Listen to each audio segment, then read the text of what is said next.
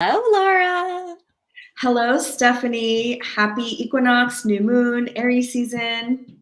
Happy equinox. Happy New Year. Yes, happy new year. We have had such a wild month. I mean, the past couple of weeks have been so active, but I think this equinox in particular was made a little extra potent thanks to the new moon in Aries. Yes. And I was lucky enough to go to a new moon event yesterday, the new astrological new year event here in New York City. And just the general feeling that people were saying and expressing was that a lot of people have felt suppressed and stagnant and in kind of this like limbo phase the last 3 years since the beginning of the pandemic with all that Saturnian energy. And I think people really wanted this clean slate of this new moon and this Aries energy. I don't know how you've been feeling over there on the West Coast. Yeah. I think this new moon in particular it's so important to name that it occurred at 0 degrees of Aries. So the literal first degree of the entire zodiac, which is why every new moon in Aries that takes place in the month of March is going to feel like a fresh start and like the first fresh start of the year. But this one in particular taking place at the first degree of the zodiac, that's why there's like that more that momentum. And I think leading up to it, we've just been in a mutable sign shit show. Mm-hmm. So, like all of last week, we had Mars in Gemini and Neptune in Pisces and Mercury in Pisces and the Sun in Pisces, all kind of clashing and coming to a head. And I don't know about you, but that I just felt completely disengaged. I like went off of social. I wasn't responding to texts. I wasn't responding to emails. I was just, I felt like I was in like this nebulous kind of like blah, I don't know, blurb kind of thing. But then yesterday during the new moon, that was the first day, like so cliche, but I felt like a wave of energy and momentum kind of returning, and a fire lit, if you will. Yeah. Well, you did check in with me. You did the last Mars Neptune square where you were like, "Are you okay over there?" Yeah. And I said, "Yeah, I'm definitely purging some old stuff because it was the last square." And I felt like I think collectively, especially for women, we're all being called to step up in a bigger way and come into our power. So I think we had to release and purge a lot of stuff from our past and our ancestry. So it was pretty heavy for a while. And that last Mars Neptune square felt like the last cut away. Mm-hmm. Yeah.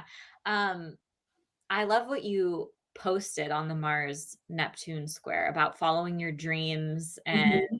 about the Oscars. And it felt like that final square was a more decisive, like an actual like productive use of that energy versus the earlier two felt disorienting, Oh, confusing, yeah. paranoia, all of the things, but this one felt like productive in a way. Yeah, I loved that that all happened the Sunday before all of the mutable chaos that we were about to experience or what we're experiencing at the time because it almost was like this symbol from the universe and the movie was all about the multiverse, which is very Neptunian, I think, very Piscean, about remembering that your vision is so much bigger than just like a manifestation vision board. It's something that comes deep within you. And the square to that Neptune, I think each time was like a test to your vision. It's like, do you still have the vision? Are you still going to do whatever it takes? Do you still believe in yourself? Do you have the mindset? Do you have the right people in your life? And that last square, I felt like was the decision, like you said, because again, Gemini is two, duality. And it was very clear to me that the people who won that night, they could have quit. Brendan Fraser could have quit after his success. And then he went into, I guess, like a break because if he experienced sexual abuse, trigger warning. I didn't know that about his story. Mhm. Michelle Yeoh could have quit, and Ki Hui could have quit, but Mhm. they didn't because, again, there was something deep within them that believed. And Neptune and Pisces is all about your deep faith in your vision. So I just thought that was so beautiful. And if you're watching this or listening to this and you have this deeper calling inside of you or a vision for yourself, and maybe in the last 3 years or 15 years, you're like, is it ever going to happen? Just know that, you never know when the light is going to shine on you. So don't give up. I love that. That I had chills. That feels like a message straight from spirit, a channeled message. And I I think, when you are listening to anything, whether it's a podcast or a program, and there's a certain couple of sentences that resonates or that you've been like wanting to hear, Mhm. to always take it to heart. So that really did feel like a channeled message. And I love the way that you weaved and connected their wins, and that experience to the transits. So uh, Yeah, Michelle Yeoh was 60 years old when she won her Oscar, and she was the first Asian American woman to ever win. And I don't know about you, but being an entrepreneur is like a spiritual journey. mm, It's freaking hard yeah. because you constantly have to check yourself. You have to ask yourself, why am I doing this? Is this for my ego? Is this to prove somebody wrong? Do Mhm. I have what it takes? Do I have enough energy? And how much you put into your business is how much you get back because it's literally a part of you. So I think like whenever we're on this journey, there are times for sure when you're like, what am I even doing? Why am I doing this? Is this even worth it? And I think, again, that Mars energy, that action, that like visceral feeling, like I have to keep going on. I don't know why, but I just have to. It's like a testament to your will. Yeah. Yeah. So I hope that anyone listening who's, if this is resonating, we are coming up and experiencing and currently in this moment of um, forward action and decisive action and yeah, stepping boldly and confidently towards our dreams. So some of that tension and confusion has definitely subsided, and we're in Aries season now. Hmm. Which, I mean, I'm a little biased, but We just have a birthday. yes, I had a birthday 2 days ago. And by the words of Pedro Pascal, who's also an Aries sun, said, we're the best and we're also the worst in the best way. Oh my god. I saw his like coffee order went viral, and it's like Yes. shots of espresso or something. Yeah. I'm like, this is the most Aries thing I've ever seen. But okay, Pates. I love it. It's I'm so like, Aries. he's like literally Aries in like in a man In figure. person. And Yeah. He's always like dancing and like moving around, like all of his videos. I'm like, oh my gosh, yeah, I love him, but I'm like, I don't know if I could handle all this energy. It's so yeah. much. And he knows like he knows his power Yeah. because he knows he's the daddy of the internet right now. So he's like thrilled to be a zaddy. He's like, oh, I want to be the zaddiest. Yeah. And I was sharing with the, I guess, like crowd yesterday about this energy, um, and so the best of it is taking a risk and really following your heart, even though you don't see the plan and you don't see where you're going, but you know instinctively where like you want to, where you're where you want to go. It's a very desire driven sign and season and energy. And it's very playful. It's very new. It's pioneering. It's doing something new, taking a risk. And the worst of it is, which again, I think it's the best of the worst, which is maybe like not having a plan and thinking things through and being a little too impulsive, being a little bit too direct and honest with people who aren't ready to receive, which again, I think all of these traits are what people also like about Aries, but just take that into consideration with your own life and what you're doing with this energy, because we had an equinox and a 0 degree Aries new moon. It's like whatever you plant right now, I feel like is very potent and powerful. Yes, yes. And we're going to have a second Aries new moon, which is rare. Mhm. Normally, you just get one every year. And the second one is going to be a solar eclipse, and it's taking place at 29 degrees of Mhm. Aries. So that is their book ending, the Aries section of the zodiac wheel. So that feels very powerful and important to name. Yeah. Uh, and I also think when I think of Aries, I think of like the spark, like the Mhm. second that the flame first ignites, and we can have all of this energy and momentum and drive and come up with a plan. But as a cardinal sign with that initiating energy, it can kind of flicker out, right? And so I think to take inspired action under these, new Mhm. moons, um, to do something towards what you want, but also to not hold yourself or make yourself feel guilty if you don't sustain it, right? Right. Like Yeah. Taurus season is going to come around. That is a fixed energy. That is more for the pruning and the sustaining. Um, but take a leap of faith and Mhm. have fun with it. That's the Mhm. most important part. Don't make yourself feel any sense of guilt or shame for not uh, achieving everything now, right? Because that's also very fire sign energy is like, I want it now. Mhm. Yes, but if you are given an opportunity to do something, you might not want to miss it, because something that my friend Christina said was Aries energy comes, but it might not come back, because like you said, it's an initiation energy, it's a spark.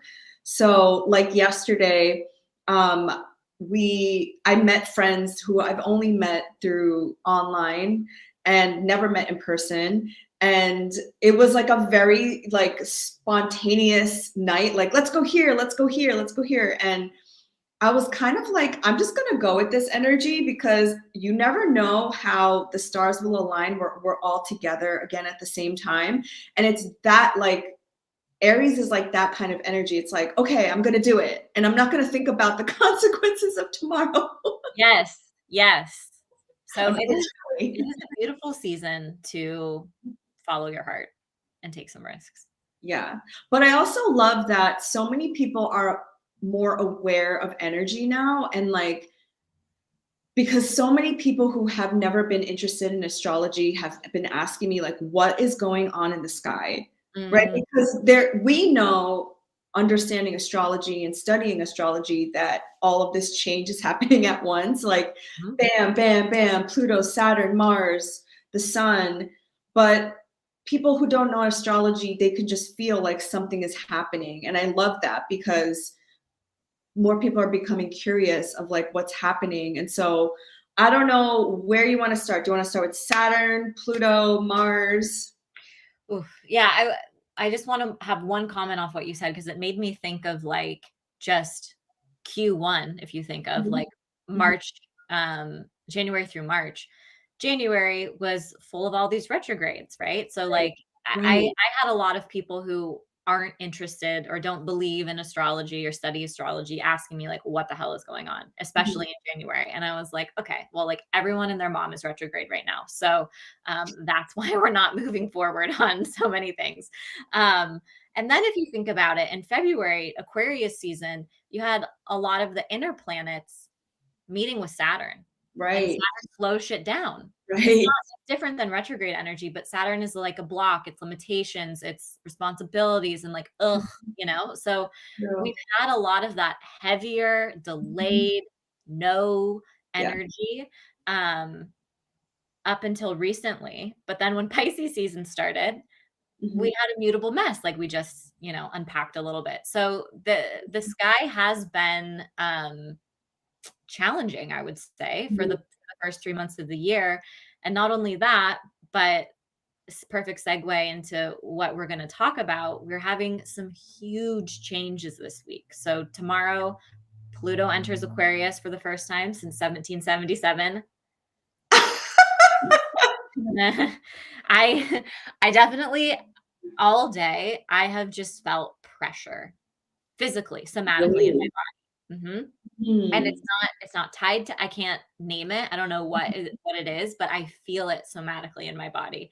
Mm, So that's a major shift. And then 2 days later, Mars is gonna enter Cancer, which normally wouldn't be that big of a BFD, but Mars has been in Gemini since August of last year. So it's been in the sign of the twins for like 7 months. And I yeah, can't even believe we're still fucking talking about Mars and I Gemini. Like, cannot believe it. I'm over it. I don't even know what else to say about it. I'm just exhausted by it. I You feel know? the same way. I'm just like, gosh, leave already. Yeah. Oh, well, I was around a lot of astrologers last night, and the consensus was that people weren't as afraid of Pluto entering Aquarius, Mm. which made me feel like, okay, like not that I needed other people's validation with my own personal chart, because I'm like, at least it's moving out of Capricorn after 15 years. But the general consensus was people weren't as like, it didn't feel as heavy as Capricorn. So like, Mhm. how do you feel about it? What are some of your predictions? Well, I think we're already seeing it in the headlines, and we have been for the past couple of months. But some of the things that really stand out, and like not any way, shape, or form going to hit all of the main important things, but uh, I saw headlines about nuclear fusion and harnessing the power and energy from the sun and the stars. That Hmm. feels very Pluto and Aquarius. Hmm. I think to understand this Pluto and Aquarius transit and to make predictions, it's always important to go back into the past and look at like what was going on. So, um, we had the Haitian Revolution, the American Revolution, the French Revolution, the discovery of the planet Uranus, the Hmm. first successful smallpox vaccine. Hmm.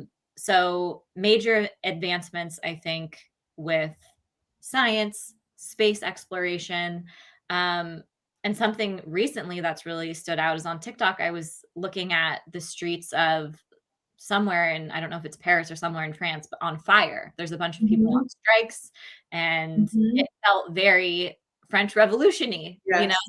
Yes. And it doesn't seem like it could get more clear than that. Hmm.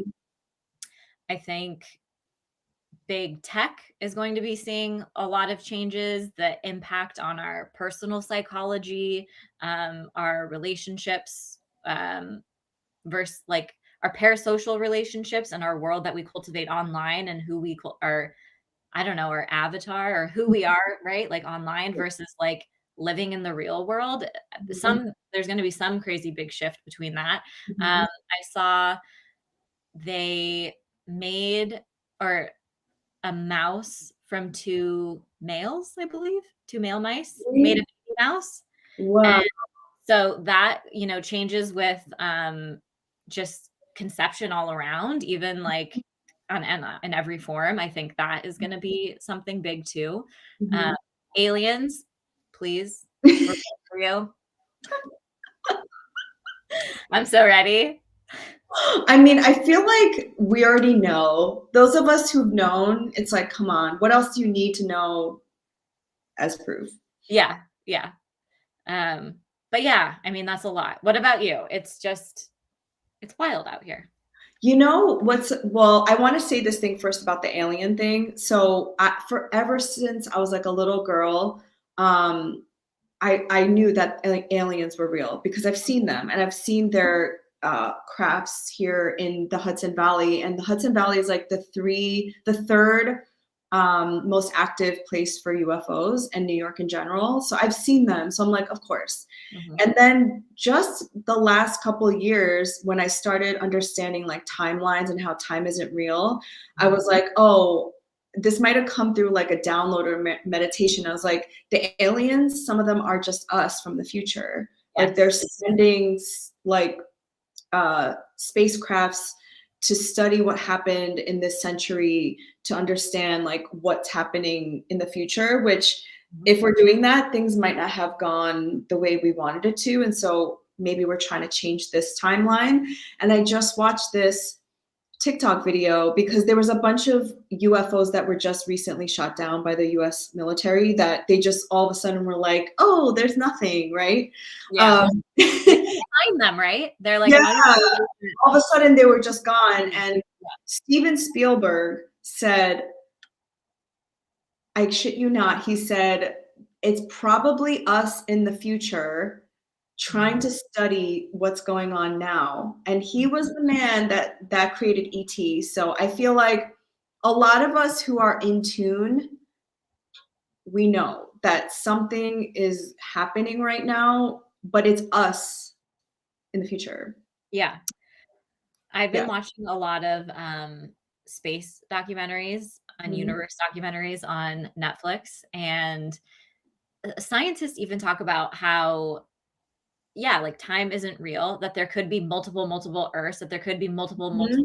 copies of us existing Mhm. at the same time in different timelines, and like anything that you think up is real somewhere else. Yes. Because like we're all just a bunch of like particles and things moving around super fast until we like took form, and Yeah. like so is my water bottle, and like so is this rock. We're all Yes. just like, you know, anyways, that's Yeah. something that's been giving me like perspective lately. I'm like, okay, there's just a bunch of atoms in here that are just working really hard to like make me be. Yeah, I mean, time in general, right? Because both Capricorn and Aquarius are ruled by Saturn, and the Greek god of Saturn in Roman mythology was Kronos, which was the lord of time. And I think time, as we know, either people are just going to reject linear time in general, which people are already doing, or we're just going to see it differently. And I mean, like, time traveling might not be like teleporting literally, but like we're able to tap into different timelines using our consciousness.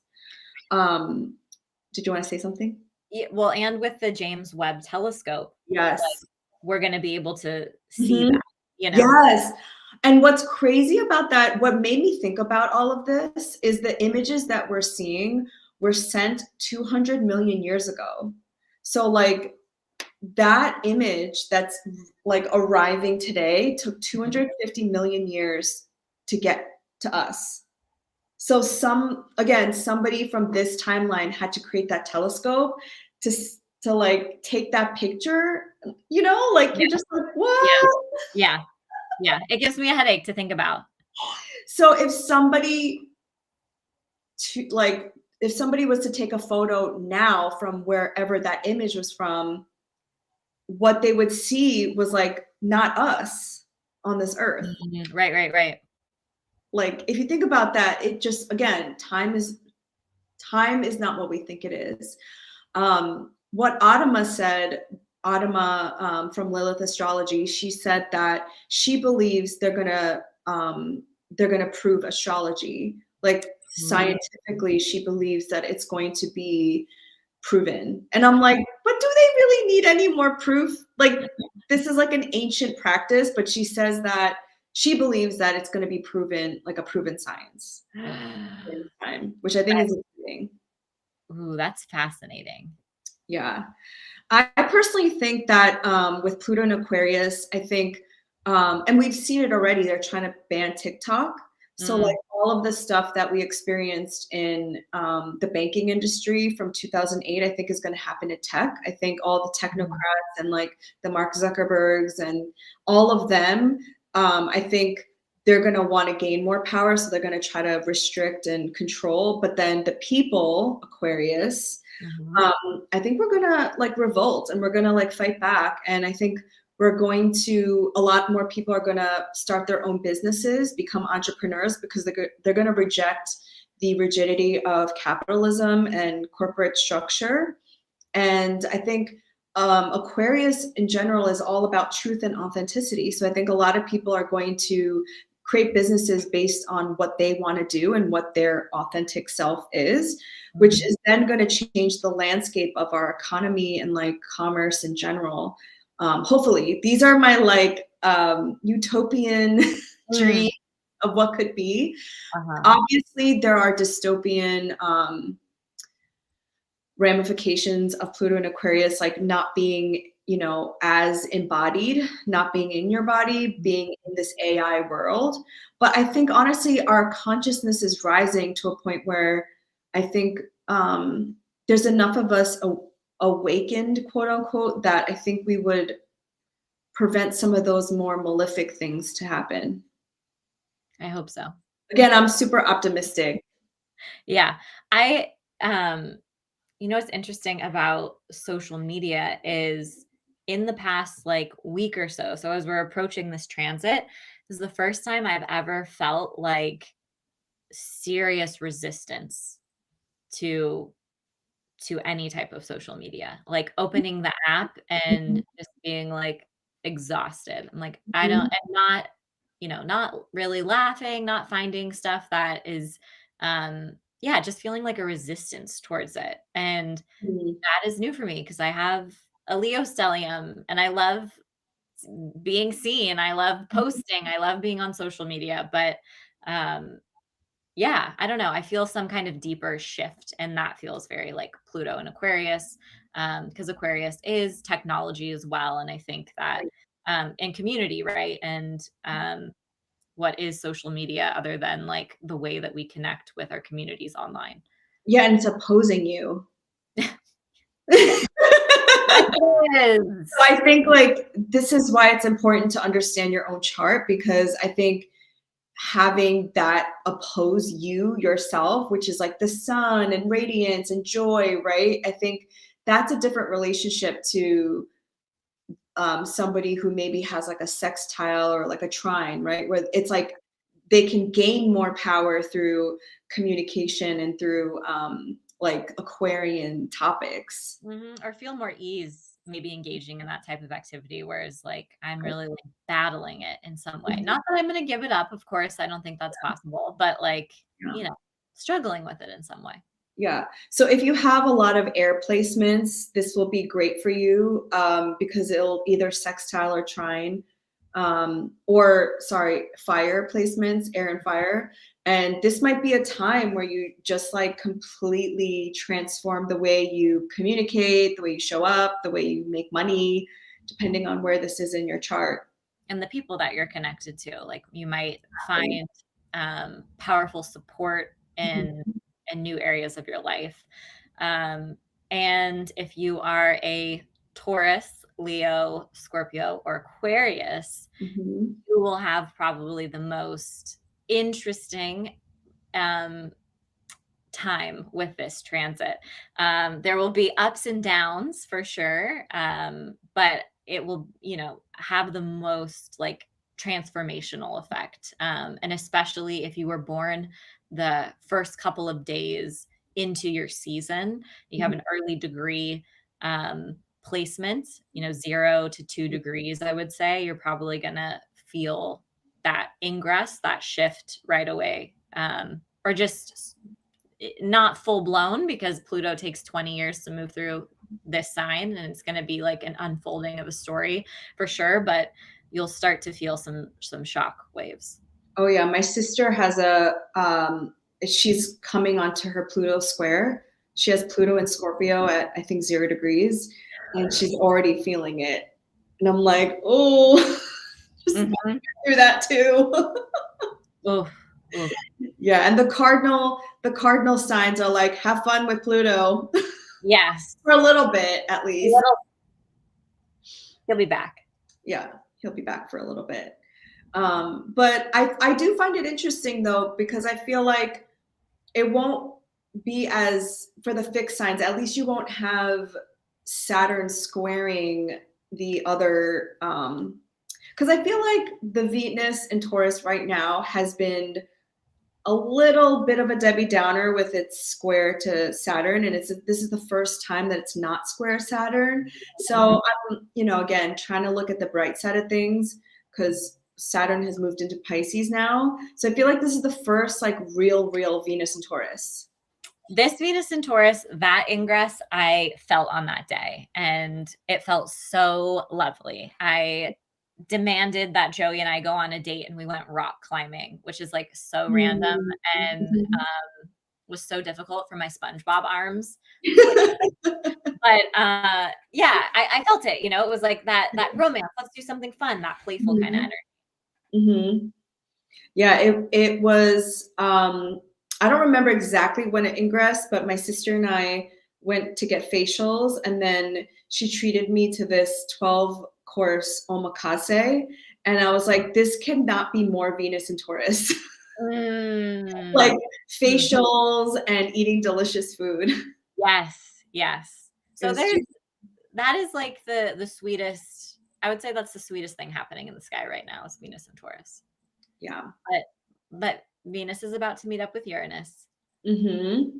So I don't know. I feel like Venus and Uranus could be like a spontaneous, like, sex moment, uh, totally. or meeting your significant other, or an attraction to somebody, or maybe you want all of a sudden decide like you love plants and you want to be a plant mom. I don't know. It's going to take place on an eclipse point, the November 8th eclipse point at 16 degrees. So That's a big deal. it'll definitely take us back to November, what was going on around that time, and more of our eclipse story will kind of unfold, I think, around that time as well, which yeah, could be anything exciting or dramatic, a little bit of both. I feel like it's going to be really interesting because it's Venus is in her home sign, Mm-hmm. her domicile. Mm-hmm. Hmm. Definitely. So it's going to be good. Yeah. Hopefully. Yeah. And then we have Mars entering Cancer. Hmm. On the 25th, right? Mm-hmm. Yeah. Finally. Sheesh. How do you feel about that? I'm just excited that it's leaving my seventh house once and for all, because as you all know, we've had a rocky Mars in Gemini with this show, with people. But like I was telling Stephanie, sometimes these transits, I'm always like, what was the purpose of that? Did it make me a better person? I don't know. Maybe it made me a little bit more bitter. It made me a little bit more angry. So I have to take time to like integrate and like think about this a little bit, because it's also a Gemini, you know? It makes me think of um I just got like the vision of like doing push-ups, right? Like Gemini rules the arms and like growing pains and like building up strength, and Mars is severing and like holding boundaries. And so maybe it's not instant reward or gratification, but it's like through these like strenuous emotional exercises and events that have taken place, we're building up like that resilience and that muscle to defend ourselves in a new Mm. way. Oh, I love that interpretation, because with Pluto and Capricorn, Stephanie and I bonded over Pluto, so she knows. I Right. feel like I really got that lesson, and I'm like grateful for it, and I understand it now. And if that didn't happen, then I wouldn't be here, and I wouldn't be so confident in myself. But as I was saying to Stephanie, like Saturn on my moon, I was like, what was the point of being depressed and not having an appetite? Um, but I guess it does take like a little bit of time to understand like what has happened and how you want to move forward based on the things that have happened. So I think the defending too, if you listen to our first episode, I did fight back at the end. I said, Mhm. you cannot ban us from saying certain words. Yeah. So I received that. Yeah. Yeah. So I think that Mars's entrance in to Cancer is funny and interesting just because so many astrologers are like, thank God it's entering Cancer. But Cancer, Mars is can fall in Cancer. So it's not Yes. functioning at the best of its ability. Mhm. Um, but I think it will bring a certain sigh of relief to whatever area of our chart that Gemini is ruling. But some more headaches are going to come in the Cancer part of our chart. So, Yeah. So Mars in Cancer, like Stephanie said, it's not happy there because, yeah, it's just not happy there. It's based on rulership and all, like, um, because Mars is happy in Capricorn, and the opposite of Capricorn is Cancer. But I did this whole video about Mercury in Pisces, which Mercury is also in its fall and detriment in Pisces, that I think a lot of this has to do with like feminine and masculine energy, and how certain planets really like being in certain signs because it has more strength and power. But what I realized about Mars in Cancer, actually, one of my friends, Colin, who's Queer Cosmos, he has Mars in Cancer. And what I noticed about him was he was so nurturing. He's a Gemini with a Cat moon, but which, not that I'm saying anything about Geminis or Cat moons and Leo risings, but like I was kind of surprised at how like nurturing, and like he bought all this food to share with all of us, and he like was like, Manja, like you have to eat, and it wasn't something that I expected from him. So I was like, what do you have in Cancer over here? Mars and Cancer. And I said, okay, so it reframed Mars and Cancer for me, like of defending, of like being a mama bear, of being somebody who really does take action in the way of caring for other people. And that's not weak, Yes. I think. How do you feel about detriments and falls? I know we were meaning to talk about this. Yeah. I don't know. I think that you have to be careful with them. I think that they do make sense and serve a purpose. Like if you're looking at a birth chart and you have a planet in detriment or fall, the area of your birth chart that rules, usually you do experience more difficulties in that part of your life, right? Like I do think that there's some truth to it. But I think that detriment and falls, a lot of people who have those placements have a lot of superpowers. So it just kind of represents maybe a the difficulties and like surmount it's like a tale, right? Of like surmounting those difficulties. I think a lot of celebrities actually have um planets in detriment and fall. Mhm. Um so yeah, I think that they're kind of fear mongered by a lot of astrologers, and people talk really, really negatively about them. But yeah, I try to use them loosely. Mhm. Yeah. Mhm. I love that interpretation of them causing more trouble, but as a result of that, they have to like almost kick in some other like superpower, which Mhm. then helps you to grow into somebody who maybe is a little different. Mhm. Yeah. Or if you think about when we were talking about squares in astrology or oppositions in astrology, like that tension is what encourages you to Mhm. act and to do something. Um, I think it's kind of similar too with these planets. Yeah. It can kind of, um, yeah, motivate and inspire in Mhm. that way. Um, but when I think of Mars in Cancer, um, yeah, I think of a fierce, fierce protector, someone who's motivated by love, by Mhm. security, by and by nurturing. Mhm. So we're we may be pouring more energy into our family or our chosen family, um, and we may be more reactive based on our emotions, right? Because Mars is going to be ruled by the moon. So as you're reading your horoscope for the next like X amount of days while Mars is moving through Cancer, pay attention to what the moon is doing every day, because that's going to flavor what Mars is doing and whether you're going to, um, be reactive or be passive aggressive or be sweet and Mhm. kind or whatever. So I Mhm. think it's just a little bit more temperamental just by nature, because the moon changes signs every 2.5 days and makes multiple aspects a Yeah. day. But we're gonna feel it because it's in Cancer. It's a cardinal sign. So like it's gonna be a Mars in Cancer at the 0 degree. We're all gonna be like The ingress, yes. Yeah.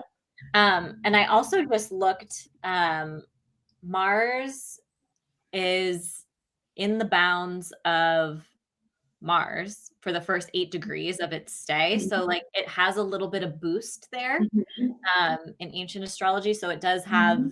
some help, at least for the, I think the beginning of the transit is probably going to be um, more productive in some Mhm. way, right? Yeah. Especially since we have an Aries stellium right now, and that Aries stellium is speaking to that Mars in Cancer. So I think like people, have these intentions and wanting to create this new slate. Well, maybe they'll be driven by their feelings, Mm-hmm. honest with their feelings, Yes. Yes. because we Yes. manifest through our emotions. Mm-hmm. Mm-hmm. Yeah. Um, and I think the only other thing that like really comes to mind when I think of Mars and Cancer, and this is like more cliche, is just passive aggressive. So, um, that's Cancer I place. don't know her. Yeah. Yes, yes, that is peak Mars and Cancer energy. But there can be a tendency to be more passive aggressive, to let, I think, rage bottle up. So I do think um, engaging with your anger proactively, even if you're not feeling it yet, but like doing a daily yell practice or punching a pillow or jumping rope or something to get that physical release out, this could be a good like remediation as you move through this Mm. transit. Oh, I love that. Yeah. I just realized, not just realized, but I have my Mars in fall. So I have my Mars in Libra. Oh, that's Oh, right. yeah. And I have my Venus. Look at us. So cute. I know, I'm like, doesn't really function normally, quote unquote. Yeah. But there's superpowers there too, for Yes, sure. yes. Abraham Lincoln had a Mars in Libra. So There you go. yeah, diplomacy. Should we talk about Saturn? Sure, sure. So Saturn entered Pisces on March 7th, and I was telling Laura, like, oh my God, I felt it like a ton of bricks. And part of that might not be for everyone in the world. I have a 2-degree Virgo moon. So that is well within orb the second it moved into Pisces. So I felt it was, and it coincided with that really intense Virgo full moon that was square Mars. So we were already having that like tense energy throughout the day. But yeah, it was like 3 major like life events, one after the other, was kind of taking place. So I'll just give a little trigger warning. I'm going to talk about some um, intense moments in my life, but yeah. So Saturn is entering my 8th house, the 8th house of death, grief, and Saturn rules my 6th and 7th houses. So I think anytime the planet ingresses into a new um, house, it's that main house that it's moving into, but the other places in your chart can kind of feel like shock waves as well. Um, so I had to put my kitty cat down. My sister was in the hospital with COVID and pneumonia. And like that day in particular was like the worst day there. We were one step away from having to put her on life support. Thank goodness she's back home. She's doing okay. But it was like one thing after the other. I had a therapy session in the morning and she just like dove into just topics surrounding like eating disorders and caring for myself and nourishing my body. And it makes so much sense. The moon is your physical being, it's your body. And but I just remember thinking, I'm like, I wish I could meme this, but it's like way too intense to meme this. I don't know how to make a funny meme out of this. But it just felt like as I was going throughout the day, I was like, whoa, today can't get worse. Whoa, today can't get worse. Yeah. But the caveat, I don't want that to be like fear mongering. I have an early degree Virgo moon. So I'm feeling that opposition very, very intensely. And yeah, I've been feeling it. I've been feeling depressed and low and like I don't have anything I'm not fixating on anything in particular. There's magical, magical blessings and things unfolding in my life, and I'm so grateful, and I truly do like the duality, like, I can feel into that, but depression is just a thing, you know, and I have dealt with it on and off throughout my whole life, and I just am having a wave of it. So it's very Mm, Saturn in the 8th house, opposite yes. my moon. I know. When you said that, I was like, oh, thoughts and prayers. Because the moon is rough. You just had it. So thoughts and prayers back, because I remember when you were going through it, you know, like, Yeah, it was rough. I was like, so, yeah, it just feels like Saturn like sucks the life force energy out of you. yeah. Yeah. Especially in like, um, because Saturn, the transit Saturn was moving through my second and then third house, and my moon is in my third. But I feel like when planets move through your second house, it's so malefic because you can't see it necessarily. Or like when you have activations in the second house, but it's a part of you, but you can't see it. Well, So it's almost like psychological. the second and the 8th houses. Yeah. Yeah. Or in ancient astrology, they called the second house the gates of hell. Right. So that sounds pretty malefic to me. You know, That and point. modern day, we've come up with some cuter, funner, you know, ways to and associations for that house, which are all valid. But yeah, I do think that, yeah, it's because it is a place of self-sufficiency, right? And self-reliance, and building and learning how to count on yourself and show up for yourself in a lot of different ways, whether it's like financially, that's like the main thing we associate it with in modern astrology, but um that can look like many, many things beyond finances. So there's that pressure cooker feeling um of the second house. Yeah. The gates of Hades or Right. Hades Gate. Yeah. Again, thoughts and prayers with you. I have my South Node there, so I feel like it's just something that I just live with. Always. We're South Node twins. I know. It's a doozy there. But how is Saturn and Pisces been for you? Because I think it's not all bad. It's not all bad, especially if you all have water placements. This could be Mhm. your trine, Yeah.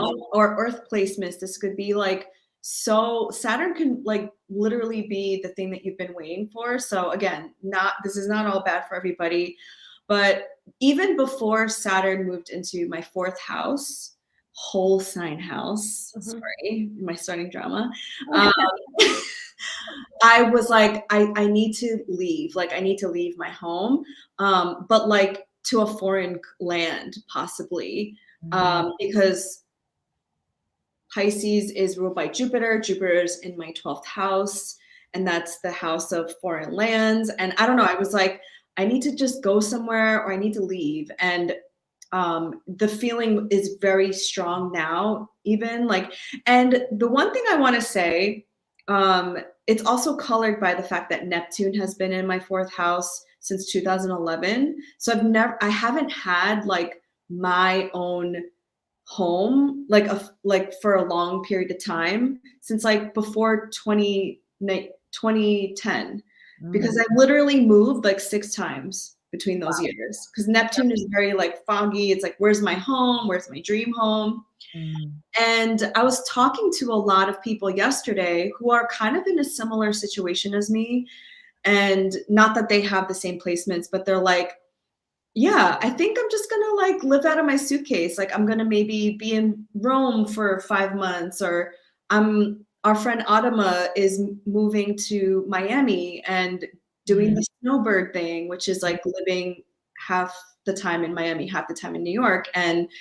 Um and so I think what I came to the conclusion of yesterday is I don't really need to figure this out. I just know I have to be in movement. Yes. Yes. Well, that's very beautiful. Well, it's very mutable. It's very mutable. And Pisces wants that variety and that versatility. And Mhm. it has that traveler spirit. So that Yeah. curiosity. And so I love that. Mhm. And Saturn to me is like your elders, and so like, and it's in my fourth house of family. So I was like, I love you, but I need to like separate myself a little bit. I remember when we talked about this a couple months ago because we were both like individually we had been fear mongering. Like I was like, oh my God, it's gonna be the worst. And you're like, it's gonna be the worst. And we came together and gave each other like sweet interpretations. And I was like, Yes. for you, I feel like it was gonna be having boundaries around your family. Mhm. Mhm. Yeah. Totally. And I'm gonna see it that way Hmm. for the next 3 years. Yeah. I love it. I Because love it. it's gonna start to square my Sag stuff. So we'll see. We'll keep you updated on what happens. But yeah. Yeah. But this is, I mean, this month has been huge. So I think that Yeah. it's just our way of sending some cosmic reassurance. Like, I hope some pieces of our story resonate with our listeners because and to just validate your experiences. Like if you feel like your foundation is cracking and shaking, so do we. Yes. So do so many people. And I don't honestly think that we've had a break or like a clean break until now. Honestly, like 2020 was like the tower moment. 2021 was like shifting and changing with the squares, and 2022 was like a lot of that mutable and the Saturn Uranus square. Like there was a lot of stuff like still like lingering in the background, and I feel like March of this year, we've been talking about this since last year, Mhm. is it feels like a clean break finally. Yeah. Do you feel that way? I feel like walking through a doorway and entering a new realm. Ooh. Ooh, I like it. Mhm. Yes. I love it. Yeah. So this is, I mean, just pay attention to all of the major themes. Like if you're a journaler, this is the perfect time to journal and just take note of who's entering your life, who's exiting your life, what kind of conversations are like weaving throughout this month, Mhm. because they're gonna, for Saturn and Pluto, will definitely foreshadow a longer story arc. Yes. Yeah, thank you for saying that because pay attention to the signs and synchronicities Mhm. because this is again like a potent time for planting seeds, and you don't know who's going to be a part of your life in a major way. Yes. Yes. And that brings it full circle back to the equinox, planting those seeds. Yes. Mhm. Yeah, so what's your intention? Ooh, I don't know. I still need to I plan to do something either today or tomorrow. I don't like to do my full moon stuff on the full moon. New I moon? like the new Mhm. moon. I like to wait until it's like gaining a little bit of light. Mhm. So I'm still ruminating. Okay. It's your ninth house, right? It's my ninth house. Okay. Definitely a paid television show for us. That's a big one. That's an ongoing big one that we're just waiting for. We can't wait to hear from you. Yeah, I would say that's like my main one. And to name that, like I put my book out. My book is live, and that Yay. was a That's huge right. that That's huge. full circle moment, and it felt like totally like a new moon because writing Mhm. a book has been a lifelong dream, and at the 0 degree point of the zodiac, it's real, right? So now I feel like I can call myself an author for the first time in my Mhm. life, and that's a new beginning in my ninth. Yes, that's right. Yeah, Oh my God, I love astrology. and look at Laura's beautiful book in the background because she's an author too. Yeah, and my progressed moon is in Leo in my ninth. And so that happened, you know, during that time as well. So the ninth house, big deal. Yeah, yeah. What about you? What are your intentions? Yeah, actually, now that you're reminding me, a great day to actually do a new moon thing is I think the 24th or 25th, because the moon will be in Taurus and the sun will be in Aries. So the sun obviously exalted in Aries and the moon will be exalted in Taurus, and Taurus is an earth sign. And I think that's a great day to do some new moon intentions. And my just to like quickly say this, my solar return chart is so much better this year. Love, Thank goodness. love, I, love. I had a besieged Venus last year, and I had a Scorpio moon, and it was just like, and a Virgo rising. So it's just a lot of work and like a lot of things that I didn't want to do. I don't know how Virgos exist on this planet, but that's probably why we need you, because it's like a lot of stuff. Laura, I literally ask myself that question fairly often. Like, how am I existing right now? So Virgo. It's so Virgo. So yeah, but what I'm intending, same as you, like a paid big check TV show opportunity, and get to do what we're doing like even more, even bigger than what we're doing now. And Aries is my 5th house, so just having fun and expanding and traveling and taking risks and doing all the fun things. Yes. Yes, yes, yes. I love it.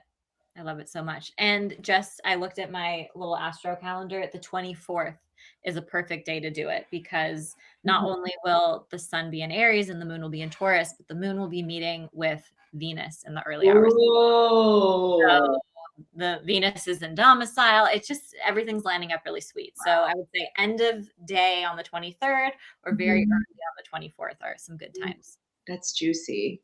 Mhm. Love it. Wow. Yeah. Thank you everyone for tuning in, and we can't wait to see you in our next episode. Bye. Bye.